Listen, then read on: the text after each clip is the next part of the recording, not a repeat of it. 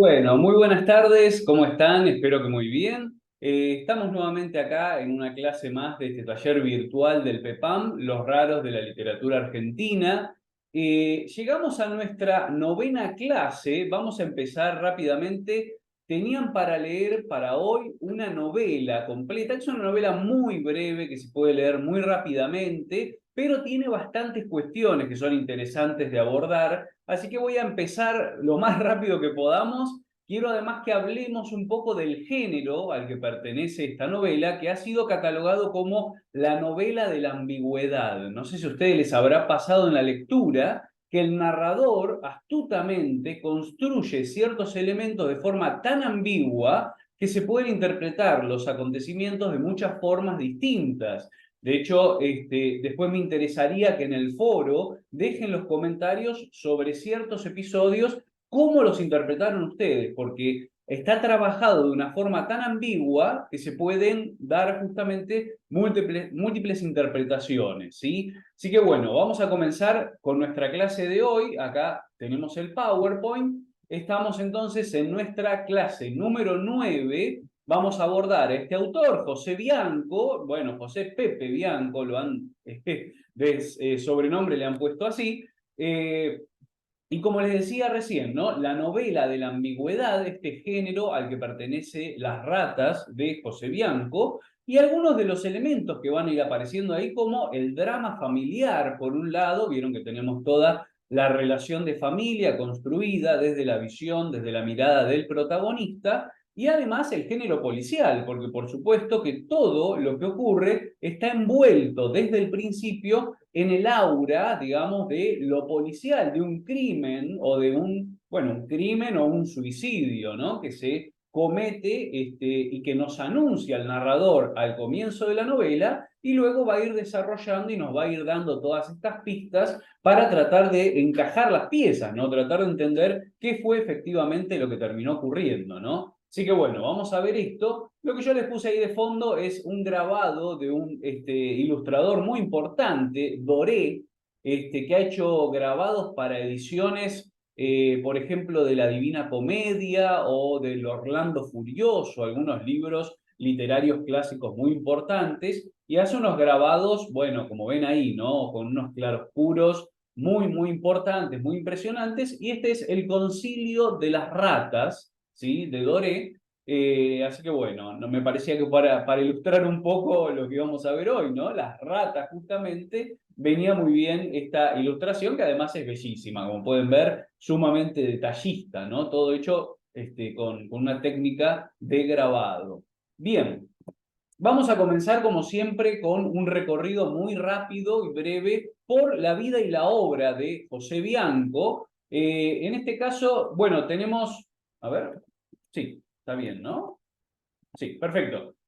No, pensé que me había salteado que había pasado una filmina. Nace entonces Bianco en 1908. Su primera publicación literaria fue el cuento El Límite, que sale en el diario La Nación en 1929. Tiene un primer libro de cuentos titulado La Pequeña Giarosh, ¿sí? Que se publicó en 1932. No es muy conocido, no ha sido muy leído. Podemos decir básicamente para hablar mal y pronto, digamos rápidamente, de Pepe Bianco, que tiene dos obras muy importantes, ¿no? El resto, bueno, ha sido leído, ha sido estudiado, pero bastante poco. Pero bueno, podemos hablar de Las ratas y de Sombras suele vestir. Son sus dos obras más importantes, ambas publicadas cuando estaba en Sur y a través también de la editorial de la revista Sur, ¿sí?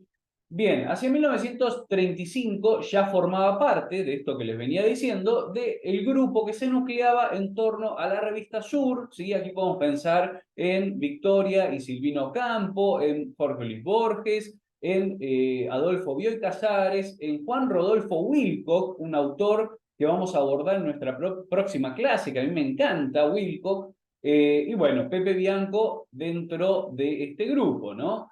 Publicaba textos en las páginas de la revista Sur, ahora en un ratito lo vamos a ver, y cobra algo de renombre, digamos, un poquito más adelante, cuando se convierte en el secretario de redacción oficial de Sur entre los años 1938 y 1961. Fíjense la cantidad de años que trabajó Bianco como secretario de redacción de Sur. En el 41 publicó, también en la revista Sur, la primera de sus dos obras más importantes, que es la novela breve Sombras suele vestir. Esta novela hay toda una historia detrás de la concepción, digamos. Adolfo Bioy Casares con Borges y con Silvino Campo estaban recopilando la antología, como dice ahí abajo, ¿no? Recopilando este libro que después terminaron ellos confeccionando, que es la antología de la literatura fantástica, y buscando obras, cuentos de toda la literatura universal que les sirviera para incorporarlos como parte de la literatura fantástica. Le piden entonces a Bianco que escriba una obra, un cuento, o arreglan con él que iba a escribir un cuento, una obra mediana, digamos, puede ser una novela breve, un cuento largo, para incluir en esa colección la antología de la literatura fantástica. Bianco escribe Sombra suele vestir, pero tarda en escribirla y no llega a aparecer en la primera edición que sacan de esta antología de la literatura fantástica. Entonces la publican en la revista Sur, ¿sí? Y años más tarde, cuando se hace una reedición de la antología de la literatura fantástica, ahí sí incluyen el cuento largo o novela breve Sombras suele vestir, que actualmente se puede leer en esa misma antología. Pero bueno, sale entonces en primer lugar en 1941, publicado en la revista Sur, ¿sí? Y luego la recopilan en la antología de la literatura fantástica. Bien, después, en el 43, 2 años después, la revista Sur también, a través de su editorial, publica la segunda obra importante de Pepe Bianco, que es la novela Las ratas, que resultó elogiada y reseñada incluso en las mismas páginas de la revista Sur por el propio Borges, ¿sí? Luego de la escritura de esta novela, Bianco deja de escribir, digamos, no saca más obras por un largo tiempo, pero sigue trabajando intensamente en distintos ámbitos culturales, como ya dijimos recién, especialmente como secretario de redacción de Sur, ¿no? Lo cual no era un trabajo menor. Entre el 61 y el 67 trabajó en la editorial Eudeva, ¿sí? Luego, bueno, una editorial muy reconocida, obviamente, ¿no? Bien, universitaria además, la editorial de la Universidad de Buenos Aires.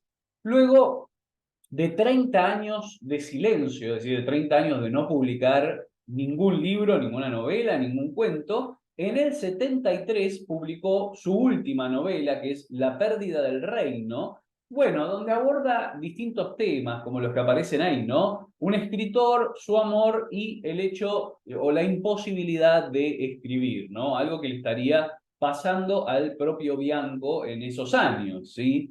En su escritura se distingue cierto influjo, cierta inspiración de la obra de Marcel Proust. ¿Sí? Recordemos la obra En busca del tiempo perdido de Marcel Proust, esta novela en 7 volúmenes, una de las obras más extensas de la literatura universal. Bien, ¿de quién? Bueno, de Marcel Proust, Bianco era...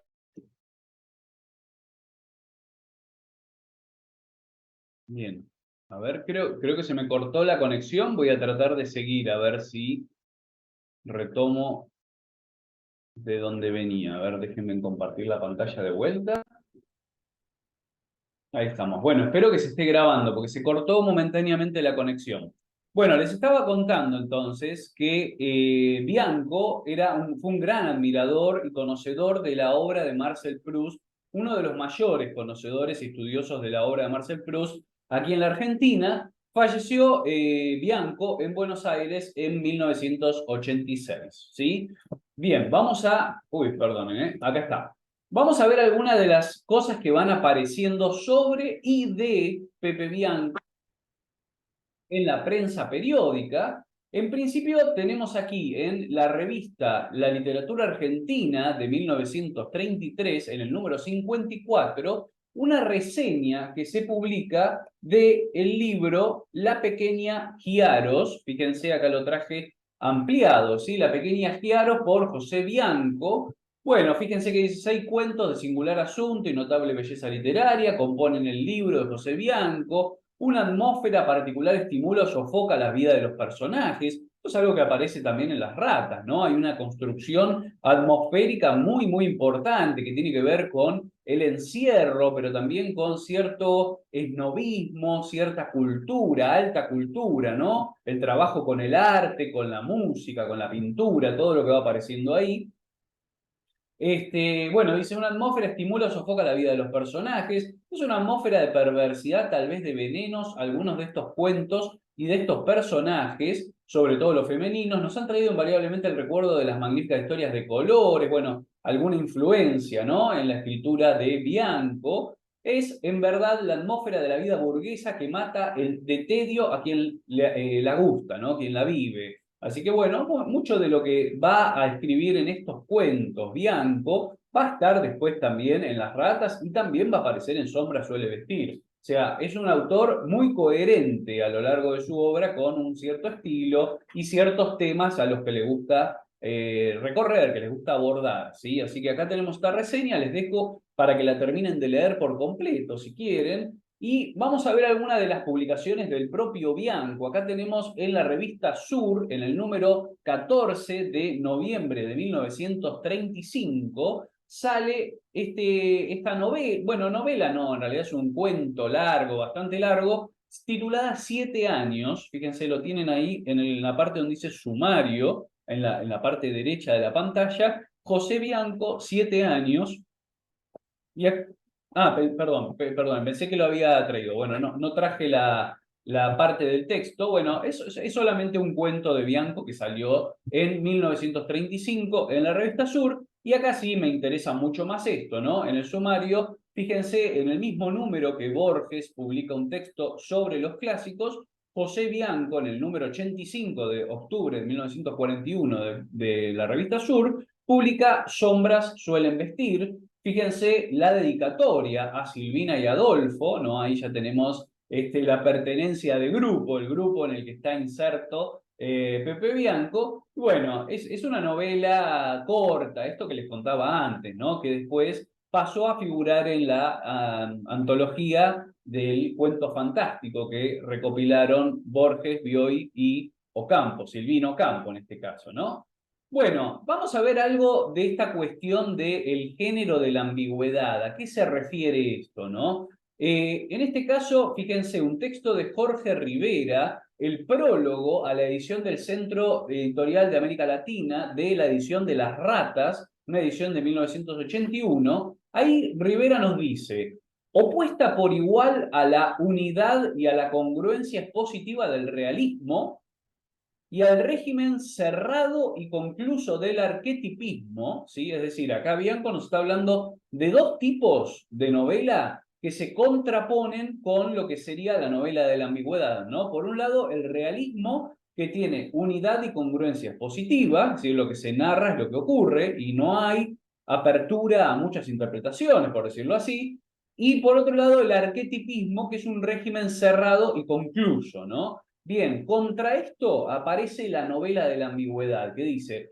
se propone más bien la estructuración provisional de un universo indeterminado y abierto, cuyos núcleos de significación dependen fundamentalmente de cierto tipo de lectura, de cierta particular reconfiguración de los elementos propuestos. Es decir, el autor arma la estructura narrativa de forma indeterminada, abierta, de tal manera que se pueden sacar muchas interpretaciones dependiendo de la lectura que se ensaye del texto, ¿no? Y de la reconfiguración de los elementos de los cuales se compone el texto o la narración, ¿sí?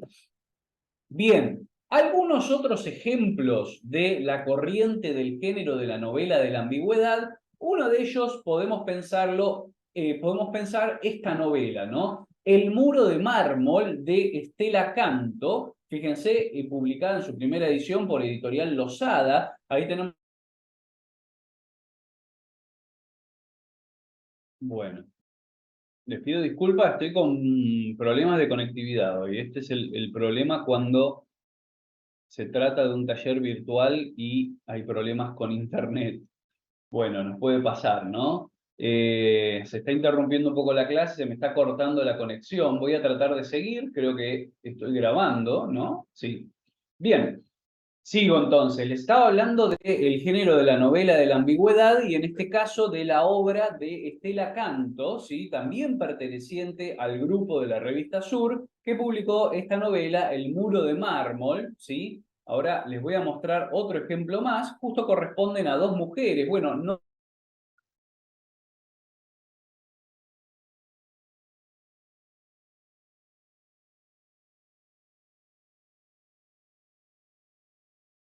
Bueno, a ver si podemos seguir.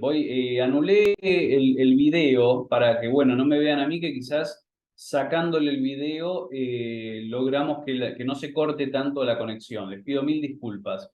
Seguimos entonces. El género de la novela de la ambigüedad, les decía, otra de las grandes exponentes de este género es Nora Lange, también perteneciente al grupo de Sur, amiga de, bueno, tuvo alguna relación con Borges, ¿no? Y después, bueno, fue la esposa, se casó con Oliverio Girondo, ¿sí? Un poeta muy reconocido y también perteneciente al mismo grupo de.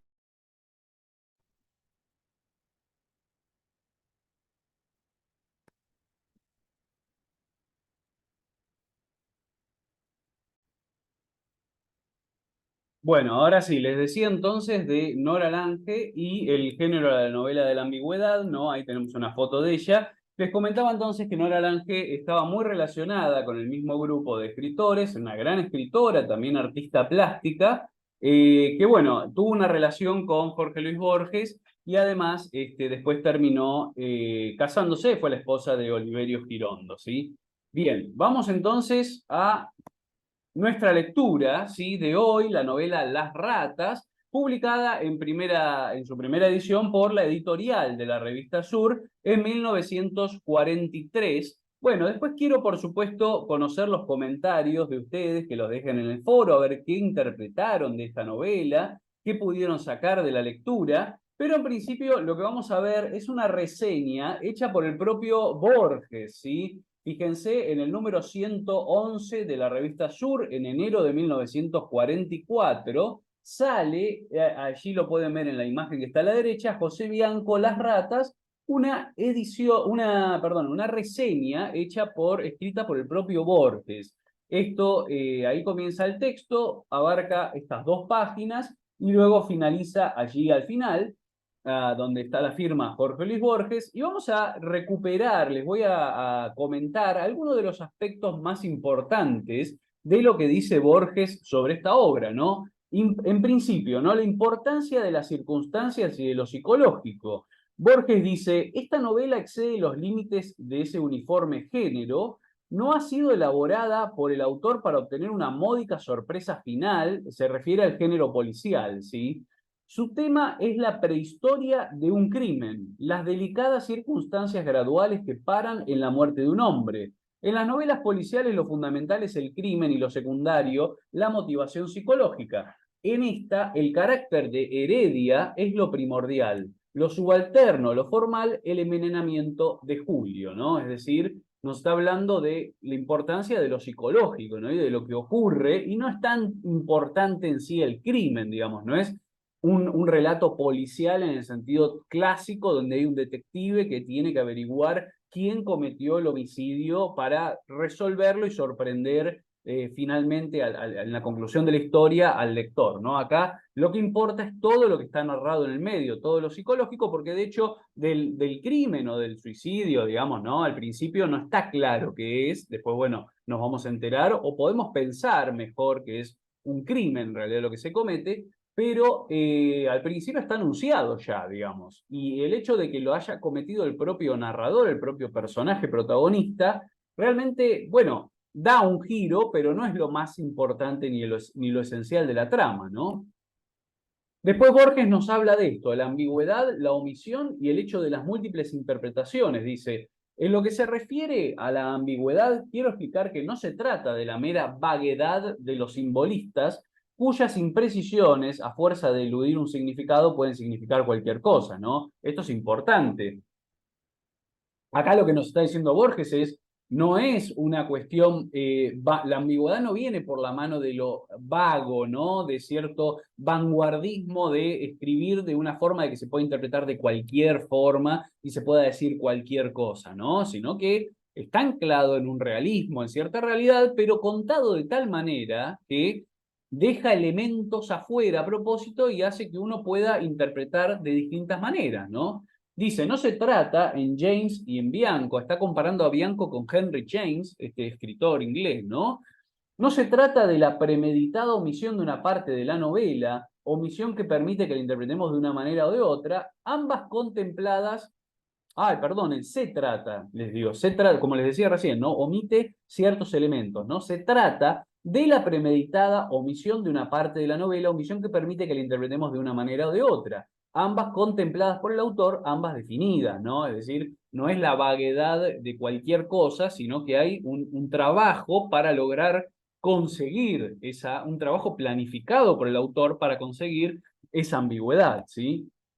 El múltiple argumento y la importancia del lector, ¿no? Dice, todo en las ratas ha sido trabajado en función del múltiple argumento. Es de los pocos libros argentinos que recuerdan que hay un lector, un hombre silencioso cuya atención conviene retener, cuyas previsiones hay que frustrar delicadamente, cuyas reacciones hay que gobernar y que presentir, cuya amistad es necesaria, cuya complicidad es preciosa, ¿no? O sea, nos está hablando de la importancia del lector y de lo que el lector va a rescatar de la lectura al momento de leer la novela, ¿no? Es algo muy interesante esto que incluye Bianco, ¿no? Meter al lector dentro de la novela y hacerlo partícipe a través de esas posibilidades de leer de múltiples formas lo que se está contando, ¿no? Finalmente, después dice, estilo simple y tono irónico, ¿no? Dice, el estilo manejado por Bianco para referir su trágica fábula es engañosamente tranquilo, hábilmente simple, ¿no? Fíjense, engañosamente y hábilmente. Lo rige una continua ironía que puede confundirse con la inocencia. En el dramático decurso de la novela, el narrador no se inmuta una sola vez, es decir, hay una construcción a propósito y engañosa de un estilo simple o tranquilo. Esto a mí me recuerda mucho a algo que suele decir o que escribió alguna vez el escritor Martín Coan sobre el escritor César Aira y sobre las novelas de César Aira, un escritor que a mí me gusta mucho y que les recomiendo, un escritor actual, ¿no? De la literatura argentina. Y Martín Coan cuenta que Aira, dice Aira, es engañosamente sencillo, ¿no? Uno lee alguna novela, se acerca a alguna obra de Aira y parece que lo que está leyendo, por decirlo muy mal, es como una pavada, ¿no? Es algo muy simple, muy sencillo, muy cotidiano, pero es engañosamente sencillo. Detrás de eso hay capas y capas y capas de complejidad y de profundidad. Y bueno, un poco lo que hace Bianco es eso, ¿no? Contarnos una historia muy simple, muy tranquila, pero en realidad están pasando un montón de cosas ahí. Las relaciones entre los personajes ocultan un montón de dinámicas y de complejidades que no están directamente en la superficie, ¿sí? Bien, les quería comentar también que hay una adaptación cinematográfica de Las Ratas, la pueden ver, está disponible, hay alguna versión con relativa calidad decente, digamos, podemos decir una calidad relativamente decente en YouTube. Bueno, se llama así, ¿no? Las Ratas, con Alfredo Alcón como actor y dirigida por Luis Zaslavsky, ¿no? Es una adaptación de 1963 que les voy a contar, ¿no? No está mal, es una buena adaptación para conocer más o menos de qué trata la obra, pero ¿cuál es el problema? Esto que venimos comentando, digamos, la novela Las Ratas es justamente una obra ambigua. Uno lee la novela y puede interpretar y sacar un millón de conclusiones e interpretar un montón de cosas que están pasando ahí que la película traduce o interpreta de una única manera porque no tiene, digamos, quizás una película más moderna, un poco mejor hecha, más astuta, podría trabajar mejor esa ambigüedad, pero acá es como que llegamos a una única interpretación, la película hace su interpretación de la historia, nos la pone frente a los ojos y entonces esa riqueza y esa ambigüedad de significados que tiene la novela, un poco que se pierde, queda afuera, ¿no? Hay cosas, digamos, por ejemplo, uno al leer la novela se puede preguntar, ¿no? Si entre el personaje de Julio, ¿no? Que es el que hace, acá interpreta a Alfredo Halcón, que es el hermano mayor, digamos, del protagonista, entre él y la madrastra, ¿qué está pasando ahí, no? Entonces, hay quienes leen la novela, a ustedes les podrá pasar, espero que ya la hayan leído, ¿no? No quiero hacer ningún spoiler ni revelarles nada anticipadamente, pero ustedes van a leer la novela y algunos, en base a lo que va apareciendo, algunos de ustedes van a poder deducir que ahí hay un amorío, hay una relación entre el hermanastro y la madrastra, ¿no? Que claro, como es, el hermanastro es hijo de otra madre, ¿no? Y la madre del protagonista, que es la madrastra de este Julio, ¿no? Bueno, algunos van a decir, sí, ahí puede ser que haya algo. Yo deduje que había alguna relación amorosa, incluso, ¿no? Amorosa barra incestuosa, casi, podríamos decir. Algunos van a decir, no, yo no leí en lo absoluto de eso. Para mí eso no estaba en la novela, porque las pistas son muy sutiles, digamos, ¿no? Y las pistas dejan que se puedan hacer las dos interpretaciones abiertamente. En cambio, en la película es absolutamente explícito, digamos. En la película hay una relación amorosa entre la madrastra o la madre del protagonista y el hermano, ¿no? Está explícita, se la muestra y uno la ve, ¿no? Entonces algo que la novela deja en el terreno de la ambigüedad, en la película está absolutamente explícito, ¿no? Con lo cual pierde cierta riqueza.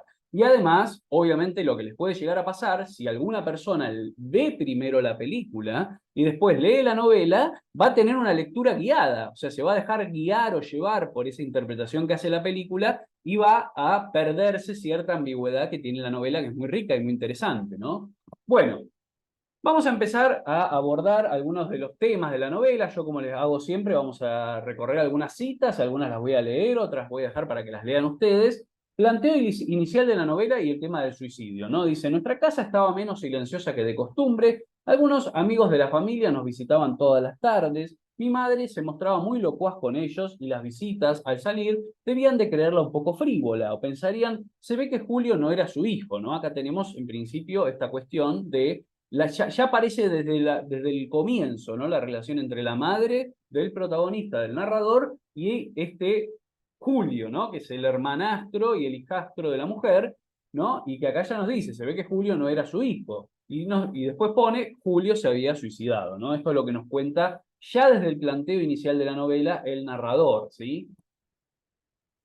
Bien, acá tenemos la presentación de Isabel, ¿no? Esta tía, ¿no? Del protagonista, y la opinión sobre el suicidio de Julio, ¿no? Vieron que el narrador, el protagonista, la acompaña a Isabel todas las noches a la casa, ¿no? Después dice, otra noche Isabel se refirió conmigo a la muerte de Julio por primera y única vez. El hecho en sí, más que entristecerla, parecía suscitar su desconfianza, su aversión. Es un acto que no lo representa, balbuceaba como si Julio, al terminar voluntariamente sus días, se hubiera arrogado un privilegio inmerecido.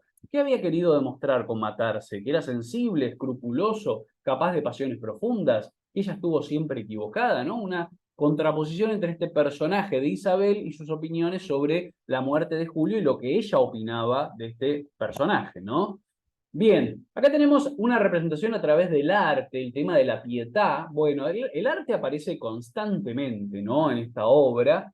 Y dice, ahora mientras escribo estas páginas y recuerdo sus palabras de esa noche, la evoco a ella y también a Julio, la veo formar una especie de pietà monstruosa y a Isabel malhumorada, perpleja, sin saber qué hacerse del cadáver del sobrino que le han colocado en el regazo, vacilando entre arrojarlo lejos de sí o abjurar de sus convicciones.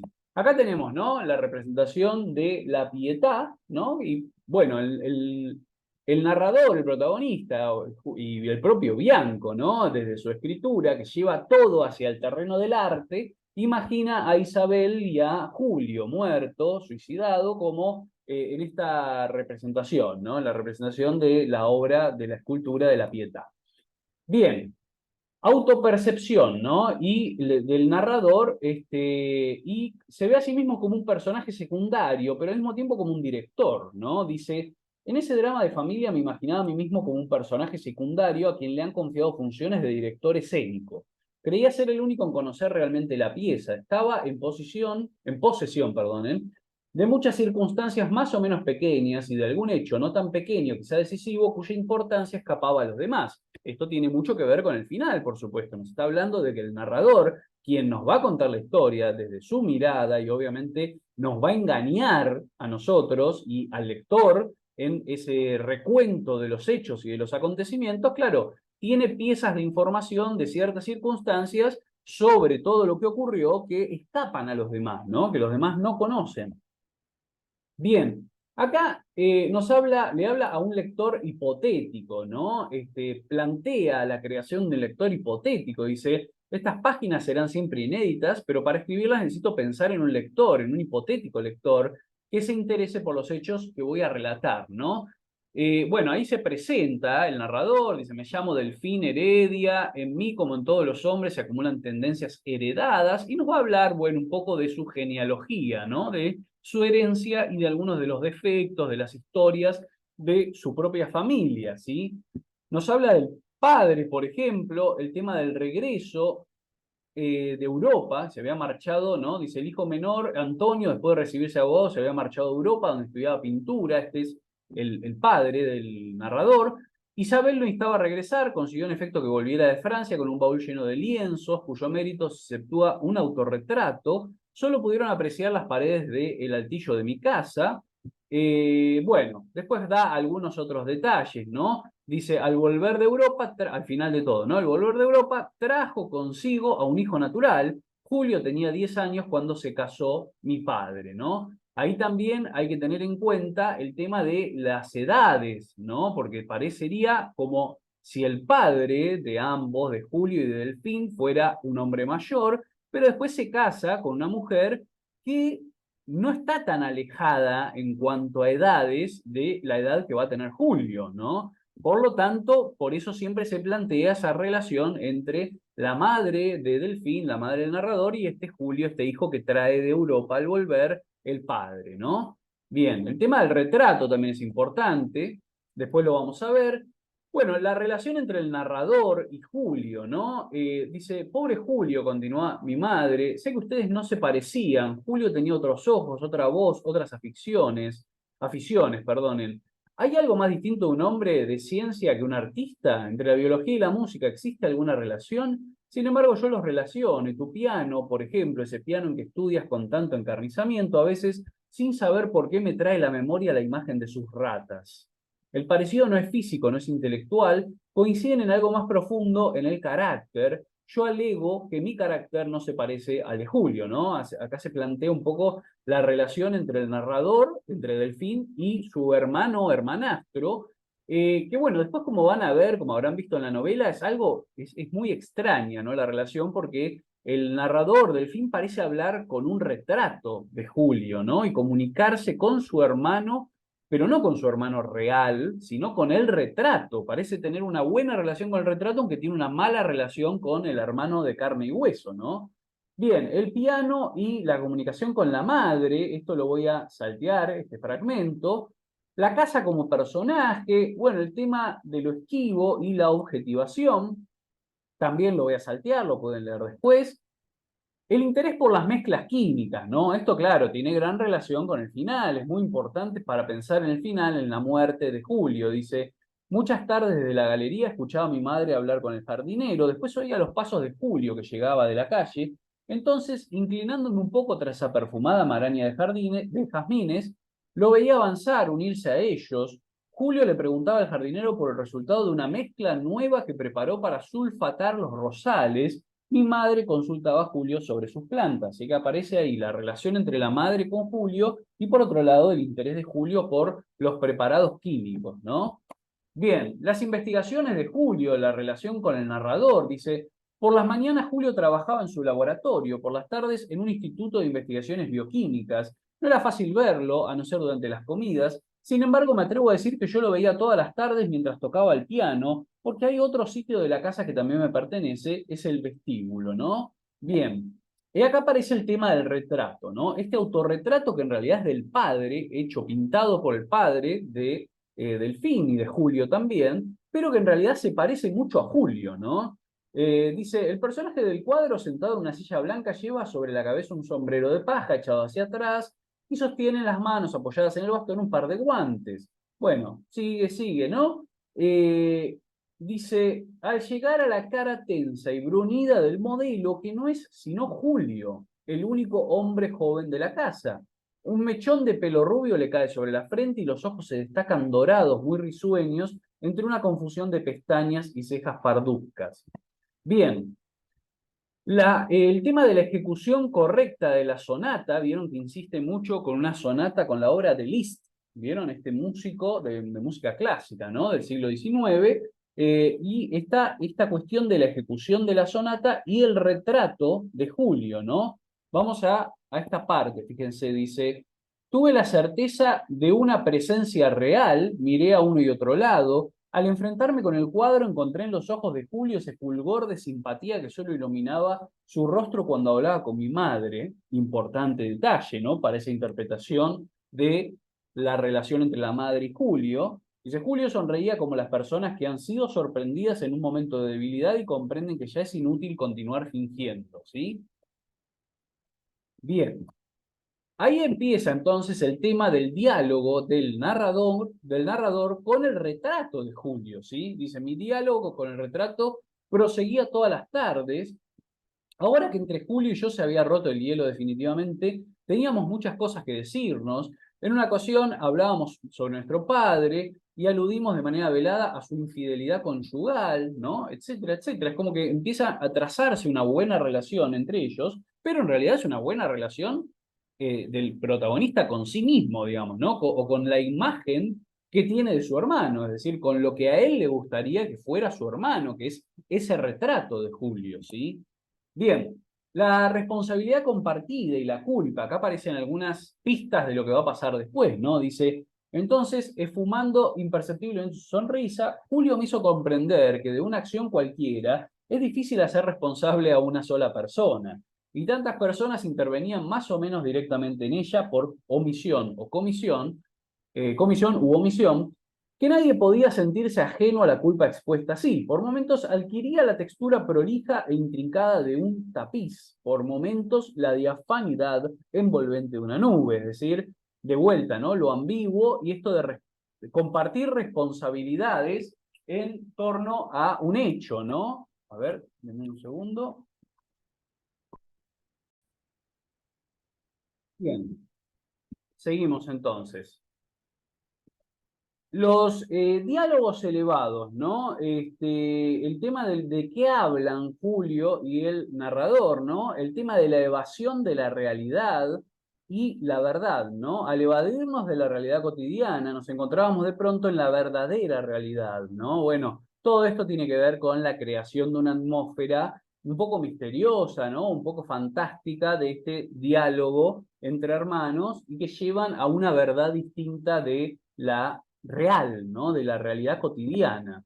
Acá, ¿no? De vuelta, el diálogo entre hermanos y el tema del fantástico, ¿no? Dice, ahora sin necesidad de acudir a la sonata en si menor, nuestro diálogo proseguía ininterrumpidamente, límpido, fluido musical, ceñido a la clara línea melódica que imprime a las dos voces, determinado andante de Mozart, o la romanza en fa de Schumann, o el segundo preludio de Chopin, y era, por antonomasia, el diálogo entre hermanos, de una fraternidad absoluta, genérica, como solo puede concebirse entre dos hermanos, como en la vida entre dos hermanos no se puede concebir, ¿no? Ahí están las dos cuestiones, ¿no? Un diálogo es casi como un oxímoron, una paradoja, ¿no? Algo que se opone una cosa con la otra. Un diálogo como se puede conseguir solo entre dos hermanos, pero como en la vida entre dos hermanos no se puede concebir, ¿no? O sea, está fuera del ámbito de la vida, fuera del ámbito de lo real y metido en el ámbito de lo fantástico.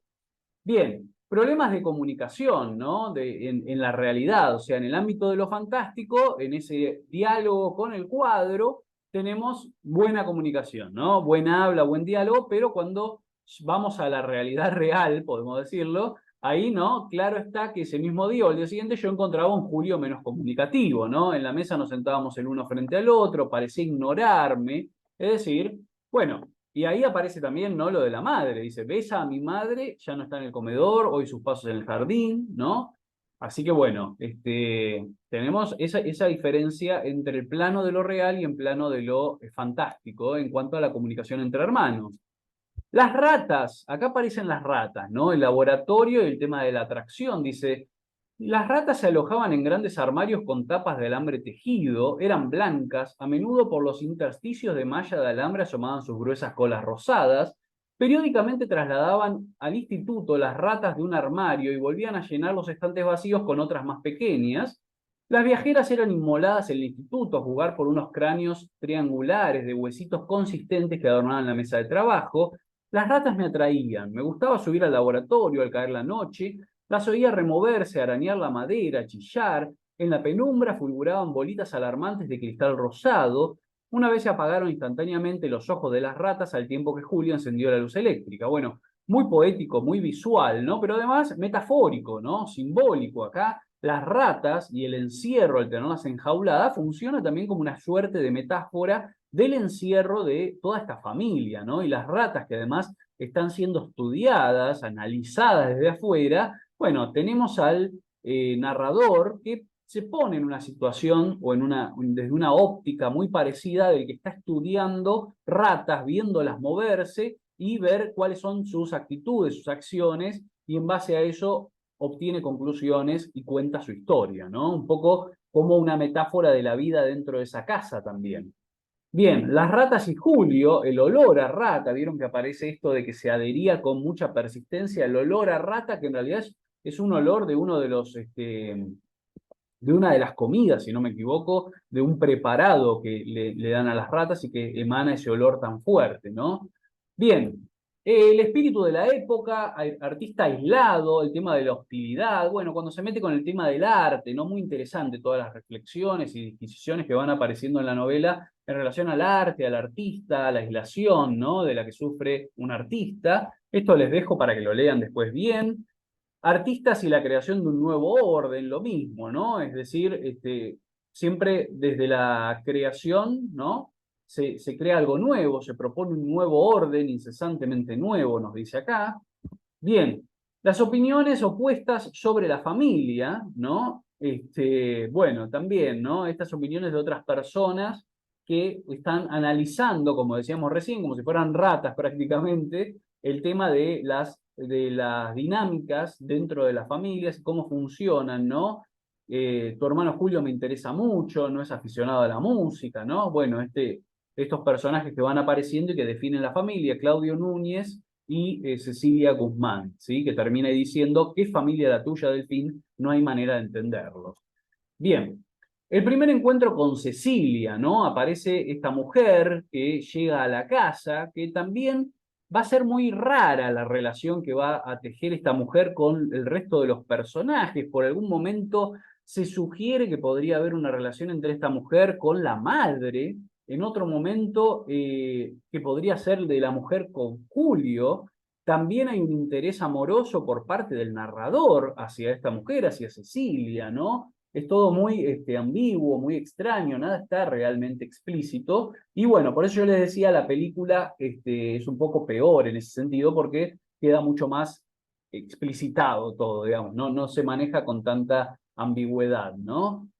Bien, el recuerdo de Cecilia y la vocación del frasco. Fíjense esto qué bueno. Pienso en Cecilia y vuelvo a ver el sofá donde estaba recostada, el dormitorio de mi madre, la seda gris de las paredes, el balcón abierto a la calle, los geranios del balcón. Veo a mi madre levantarse, dejar las sales sobre la mesa y evoco, a pesar mío, este frasco tallado en facetas, conteniendo cubos blancos que nadaban en un líquido ambarino. Es decir, el recuerdo de Cecilia le hace evocar al narrador una serie de cosas, pero entre ellas este frasco, ¿no? Que también tiene cierta relación y reminiscencia con lo que va a terminar pasando al final de la novela, ¿no? Bien, la relación de Delfín con Cecilia, del narrador, ¿no? Dice, ¿no? Los cielos de octubre me vieron atravesar el jardín llevando una rama de glicina con todas las preocupaciones posibles para que sus flores no se deshojaran. Llegaba al cuarto de Cecilia y Cecilia lo colocaba en un vaso de agua sobre su escritorio. Dormíamos en piezas contiguas separadas por el cuarto de baño. A veces cuando Cecilia abría sus puertas que daban a la galería, yo la encontraba leyendo. Seguía con negligente asiduidad novelas por entregas. Estos ejemplares remisos que yo había tenido que buscar en el sótano me permitían entrar en su dormitorio cuando estaban cerradas las puertas. Cecilia entonces me ofreció un asiento a su lado, conversaba, preguntaba, ¿no? La relación de Delfín con Cecilia, bueno, que puede también tener, si lo pensamos, cierta relación con el final de la novela, ¿no? Bien, Cecilia, ¿no? Está presentada como un personaje sin consistencia, casi inexistente, ¿no? Julio dice, no tengo ninguna, ¿no? La opinión sobre Cecilia es un personaje sin consistencia, ¿no? Importante porque, bueno, además está planteándola como un personaje, ¿no? Bien, la admiración de Julio y los celos de Delfín, dice, al levantar los ojos de la partitura, admirado de su virtuosismo, observé que Julio, en vez de marcharse como todas las noches, escuchaba la melodía de Rousseau con los ojos brillantes y los labios entreabiertos en una sonrisa que se acentuaba cada vez que Cecilia entonaba el ritornello. Tuve la sensación de estar tocando en el vestíbulo frente a su retrato y no pude reprimir un movimiento de sorpresa cuando lo vi levantarse y aproximarse a Cecilia, felicitarla, ¿no? Es decir, acá empieza como a entretejerse esta relación de admiración por parte de Julio, admiración de Cecilia y los celos de Delfín, que la estaba considerando ya como un primer amor, ¿no? Directamente. Bien, las emociones de Delfín, la indiferencia de Julio. Bien, esto lo voy a dejar para que lo puedan leer, lo voy a saltear en este momento. Bien, y acá sí, este es un fragmento muy importante, ¿no? Lo traje en dos partes. Fíjense, acá empieza a transarse, trenzarse este triángulo amoroso y aparece una conversación sobre veneno, ¿no? De vuelta, yo les voy trayendo también todos los fragmentos que tienen algún indicio o alguna pista que nos pueda llevar a la conclusión de la novela, ¿no? O que nos esté anticipando lo que va a terminar pasando en la novela. Dice, Julio continuaba conversando con Cecilia, se alejaron de nosotros, salieron a la terraza, entraron de nuevo. Cecilia reclinó la cabeza en el marco de la puerta con esa gracia marchita y un poco afectada que ponía todas sus actitudes. Se quitó del hombro un ramito de flores, lo deshizo, le dio una rosa a Julio. Algunos jazmines cayeron al suelo. En ese momento sorprendí en los ojos de Julio un resplandor irónico. Quizás Cecilia trataba de aproximarnos. Quizá le reprochaba a Julio que no se ocupara bastante de su hermano menor. Con el pretexto de recoger los jazmines, caminé hasta ellos. Pobre, decía Cecilia, debe sufrir mucho. Poco a poco empieza a mover las patas, recobra la vista, al final se cura. ¿Cómo puede curarlo el veneno mismo? Depende de la dosis. Se le administra por inyección subcutánea o por vía bucal mezclado a la dieta. ¿Y cómo dijo usted que se llamaba el veneno? Aconitina. ¿Los hombres tienen las mismas reacciones? Casi las mismas. Qué interesante, me gustaría visitar ese instituto. Puedo llevarla el día que quiera, yo trabajo en el instituto todas las tardes. Es decir, que en el contexto de este triángulo amoroso y dentro de una conversación donde venían hablando Julio con Cecilia del hermano de Delfín, aparece además esta demostración en torno, o esta charla en torno a las ratas, el veneno, el uso, la reacción que tiene sobre los hombres, etcétera, ¿no? Bien, acá nos plantea el tema de los dos Julios, ¿no? Esta bivalencia, digamos, esta duplicidad de personalidades. Uno es el del cuadro, el otro es el real, ¿no? El de todos los días, dice el Julio de todos los días. Bueno, hay una separación entre ambos, ¿no? Les dejo el fragmento para que lo puedan repasar, leer nuevamente. Hay un resentimiento de Delfín, se va creando, ¿no? Este resentimiento de Delfín y aparece el tema de la música, ¿no? La música con mayúsculas, podríamos decir, dice, todos parecían olvidar que existía otra música, la música. Sí, yo estaba desconcertado, ¿no? Bueno, estas reuniones que se arman donde se las pasan tocando el piano, ¿no? Y estando ahí compartiendo momentos, especialmente Cecilia, Julio, aparece la madre también y algunos otros personajes, ¿no? Bien, el tiempo perdido, ¿no? Bien, la actitud de Julio, la distancia de Cecilia, bien, dice, parecía deseoso de recuperar el tiempo perdido, parecía también que su intimidad con Cecilia no estaba destinada a prosperar. Bueno, les dejo para que lean, recuperen bien este fragmento. La teoría sobre la música y el canto, según Núñez, dice, el canto era la forma menos musical de la música porque era la menos impersonal. Después de todo, lo que buscamos en la música es una representación del cosmos antes que el hombre exista, una pequeña orgía de infinito. En el canto había un elemento humano excesivo desmesurado, ¿no? Esta diferenciación entre la música pura y la música que lleva canto, ¿no? Que ya le incorpora un elemento humano. Bueno, esto tiene que ver con lo que les hablaba antes, las reflexiones en torno al arte, lo artístico, la música, muy propias de la escritura de José Bianco. Bien, la revelación de la intimidad de Julio y Cecilia, ¿no? Dice, sabía que Julio no vendría a comer, lo comprendí instintivamente y comprendí, entre otras cosas, por qué el nombre de Julio acudía, a pesar suyo, a los labios de Cecilia. ¿Por qué Julio y Cecilia parecían evitarse y apenas se hablaban en público? ¿Se hablan a solas? Pensé, con una turbación originada en el recuerdo de una pregunta de Cecilia dirigida a mí. ¿Cuándo? ¿En qué momento? Y ahora me seguía repitiendo la pregunta, y sin turbación alguna, malévolo, perspicaz. Bien, Delfín aparece también como espía, ¿no? Empieza a observar, ¿no? Durante las noches, el cuarto de Cecilia, ¿no? Dice, éramos, puede decirse, una sola presencia humana avanzando entre las cálidas corrientes de la noche. Desde arriba inmóvil esperaba que la silueta cruzara el jardín para volver a mi dormitorio.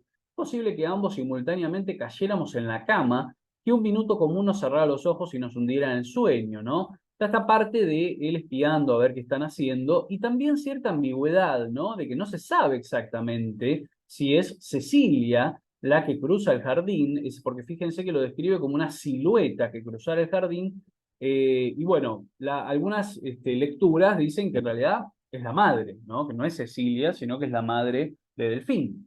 Bien. El tema de los lectores, la mentira y la verdad, y esto tiene que ver con la ambigüedad, lo que hemos planteado con respecto a esta novela, ¿no? Dice, pues bien, yo necesitaría lectores que conocieran los motivos de mis actos, lectores clarividentes, justicieros, feroces, casi divinos, que no vacilaran en escupirme si llegara a mentir. Por eso estas páginas serán siempre inéditas. Pero ¿acaso nunca lleguemos a mentir? ¿Acaso la verdad sea tan rica, tan ambigua y precisa de tan lejos nuestras modestas indagaciones humanas, que todas las interpretaciones puedan canjearse y que en honor a la verdad lo mejor que podamos hacer es desistir del inocuo propósito de alcanzarla, ¿no? Esto es un párrafo prácticamente descriptivo del estilo y de lo que pretende conseguir con esta novela José Bianco. O sea, es un párrafo metaficcional que está hablando sobre los propósitos de la propia novela, ¿no? Es decir, la verdad no existe, no la podemos obtener. Digo, siempre hay visiones parciales, ambiguas y subjetivas de las cosas que ocurren, ¿no? Entonces, bueno, acá lo que nos dice es, no hace falta que ensayemos distintas interpretaciones, digamos, hay que quedarse con esa ambigüedad que permea la obra y que permea y que aparece en la vida misma, ¿no? Directamente. Bien, la revelación a Isabel de estos encuentros nocturnos, ¿no? Bien, les dejo el fragmento acá para que lo puedan leer. También es cuando el protagonista, Delfín, sin querer, bueno, revela esto de los encuentros nocturnos, ¿no? Se lo revela a Isabel.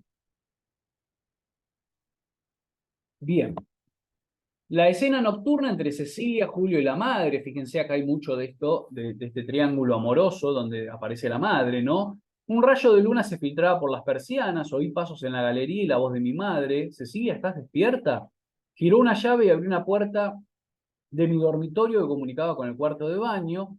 Entonces vi pasar a Julio, lo vi detenerse durante un instante de perfil contra el fondo gris claro de las persianas de madera. Después caminó unos pasos, abrió la otra puerta que daba a la escalera de servicio y la cerró suavemente tras de sí. Mi madre estaba de espaldas con la cabeza hundida entre los hombros, en el mismo sitio a la misma hora en que yo me apostaba todas las noches hasta que Julio cruzaba el jardín, ¿no? O sea que, de vuelta, la ambigüedad, ¿qué está pasando acá, no? La madre podría ser esta figura, esta silueta que veíamos cruzando el jardín, ¿no? Bien, los reproches, la culpa y el refugio finalmente en la música y en el piano, ¿no? Esto lo voy a saltear. El trabajo con las ratas y la sensación de repugnancia, ¿no? Dice, cuando Julio entró al laboratorio estaba desnudo y llevaba en la mano la camisa que se acababa de quitar. Al sentarse, se refregó la camisa por las axilas, la tiró lejos. Así, ante su mesa de trabajo, abstraído, sudado, escultórico, ligeramente obeso, repugnante, se puso a tallar con el cortaplumas el minúsculo cráneo de una rata, ¿no? Bueno, acá tenemos a la descripción de lo que hace Julio efectivamente con las ratas en su laboratorio. Acá la presencia del cortaplumas, ¿no? Y la preparación de la bebida, dice, es el caso que Julio pasó a mi lado sin verme y yo lo vi pasar sin ningún sobresalto, sacó de la heladera una jarra con agua, un pedazo de hielo, 2 limones, buscó un vaso, un azucarero, cortó el hielo y los limones con el mismo cortaplumas con que había estado puliendo el cráneo de la rata, ¿no? Lo cual nos habla ya de una relación entre las ratas y, bueno, lo que va a ser la ingesta de la bebida luego. Exprimió los limones, echó agua, hielo y azúcar en el vaso. En ese momento llamaron a la puerta. Tenemos ahí el diálogo entre la madre y Julio, ¿no? Donde ésta le reprocha la relación con Cecilia, ¿no? Y lo expulsa finalmente de la casa. Es una escena, si bien la madre mantiene cierta calma, una escena violenta, ¿no? Nerviosa, donde se está tensando un poco el ambiente y se está volviendo un poco violenta la situación. Bueno, lo termina de expulsar, ¿no? Dice, no pensaba que fueras capaz de simular, de calcular en Delfín, que es hijo mío, un proceder semejante me habría ofendido menos, ¿no? Bien, acá tenemos el diálogo final con la madre y la sugerencia de suicidio. Dice, pero Julio, no tengo nada que perdonarte. Desde chico pensaba que tendrías otros defectos, pero que nunca serías hipócrita.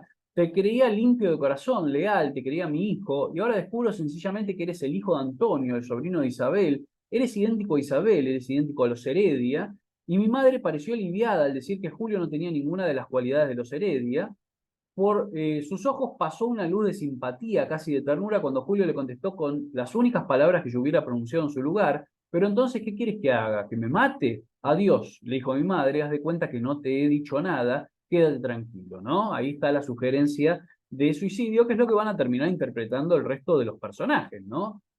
Bien, la violencia de Julio contra Delfín, que es tremenda, ¿no? Me tumbaron de un puñetazo en el sillón donde estuvo sentada mi madre, eh, ¿no? El rostro pareció alejarse, Julio lanzó una carcajada insolente, ahora puedes ir a tocarte el piano y contárselo a Isabel, es decir, le recrimina esto de que le ha contado a Isabel sobre los encuentros nocturnos, ¿no? Bueno, lo insulta, ¿no? Un montón de cosas, lo agarra del cuello, esta violencia que puede como parecer la anticipación de lo que va a ocurrir después, ¿no? El momento final, ¿no? El envenenamiento y la muerte de Julio, dice, se aproximó el vaso a los labios, pero vaciló, lo volvió a dejar sobre la mesa y me dio la espalda. Yo me cubría la cara con las manos, gimiendo, me sentía castigado a la vez que apaciguado y recuerdo que tuve la sensación de apaciguarme del todo cuando tomé un frasco, levanté el tapón y eché en el vaso la mitad de su contenido, después me volví a cubrir la cara, continué gimiendo. Una de esas ratas bajó las escaleras, atravesó el jardín y llegó a la cocina. Cuando subieron a encerrarla en el armario, encontraron a Julio de bruces en el suelo, junto a su mesa de trabajo, se había envenenado con una solución de aconitina al 10%, ¿no? Es decir, tenemos primero el momento final donde quien lo envenena, ¿no? Es digamos, el giro de tuerca que tiene la novela, la resolución es que el envenenamiento lo hace el propio narrador, ¿no? Que nos viene mintiendo a lo largo de toda la obra. Bueno, por eso esa maestría, ¿no? En la narración de José Bianco, de construir una obra donde el narrador está contando las cosas desde su propia perspectiva y las cuenta como a él le conviene, ¿no? Si bien aquí al final, obviamente, acepta esto de que él colocó el contenido del frasco en la bebida de Julio, ¿no? Eh, bien, y bueno, al final dice se había envenenado, o sea que vuelve a esa teoría de la muerte por envenenamiento, pero en forma de suicidio, ¿sí? Así que bueno, vamos a dejar acá la clase de hoy. Espero que les haya gustado, no es una novela fácil, es una novela muy interesante por esto que yo les decía, que aborda un montón de temas culturales, artísticos, estéticos, muy lindo, ¿no? Toda esa cuestión en torno a la pintura, en torno a la música, que llama mucho la atención, eran intereses muy especiales de José Bianco como escritor, y después esto que les decía, que pertenece a un género distinto y que no se ha seguido practicando mucho. Hay algunos ejemplos de literatura contemporánea que han ido por este camino también. Hay un escritor actual, que no sé si les sonará, que es Pablo Cachajian, que bueno, algo toma de esto. En la construcción de algunas de sus novelas utiliza elementos de la pura ambigüedad y de un narrador que engaña al lector y que lo lleva para los lados que él quiere, ¿no? Así que bueno, acá tenemos eso, la novela de la ambigüedad, el hecho de las múltiples lecturas que se pueden ensayar. Espero, por supuesto, los comentarios de ustedes. Me interesaría saber principalmente por qué lado fue la lectura de ustedes, ¿no? Si ustedes pensaron en un trío romántico que incluyera a la madre, si la madre de Delfín tiene una relación con Julio o no, ¿no? Si la relación es meramente entre Cecilia y Julio, bueno, cosas que, obviamente, como les decía antes, si ven la película, se acaba la ambigüedad, de cierta manera, así que, bueno, les recomiendo que la vean, pero primero disfruten de la novela, ¿sí? Disfruten de la novela y de estos recursos ambiguos que utilizó a propósito Pepe Bianco. Bueno, dejamos la clase de hoy aquí y nos vamos a reencontrar la semana que viene con la lectura de un autor interesantísimo, sumamente original, imaginativo, casi llegando a niveles de absurdo y de comicidad, de humor, que es Juan Rodolfo Wilcock.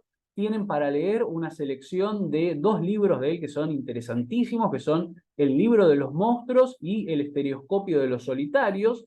Bueno, tienen una selección para leer, pero si quieren leer alguna de los otros relatos que aparecen ahí, son todos muy breves, se los recomiendo porque son realmente muy, muy interesantes. Bueno, lo dejamos acá entonces, espero que les haya gustado la clase, que hayan disfrutado de la lectura de Las ratas de José Bianco y nos vemos la semana próxima. Les dejo un abrazo muy, muy grande, que estén muy bien, ¿eh?